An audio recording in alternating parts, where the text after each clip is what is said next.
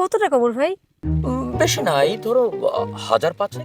তুমি কি আমাকে এই জায়গায় একটু সহযোগিতা করতে পারো? মানে তুমি যদি এখন আমাকে কিছু টাকা ধার হিসেবে দাও, আমি কিছুদিন পরেই আসলে তোমাকে আমি শোধ করে দিব। কত টাকা ওমর ভাই?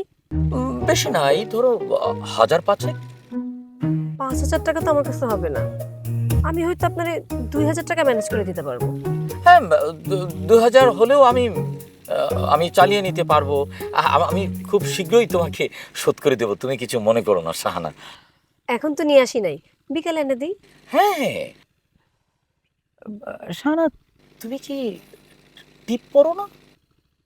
পড়ি তো। কেন, আপনি খেয়াল করেন নাই? না মানে খেয়াল করেছি, খেয়াল করেছি। মানে মানে টিপ পড়লে তোমাকে আরো বেশি সুন্দর লাগে। আপনি বললে এখন থেকে সবসময় পড়বো। হ্যাঁ, সবসময় পড়বে। ওমর ভাই, কালকে না আপনার গেস্ট আসবে, আমি কি এখানে থাকতে পারি? হ্যাঁ,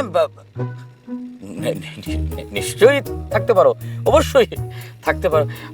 এটা আমি আমি তো পরিকল্পনার ভিতর দিয়ে যাচ্ছি, একটু গুছিয়ে তারপর বলি। আচ্ছা, সমস্যা নেই। তাহলে আমি এখন বাড়িতে যাই।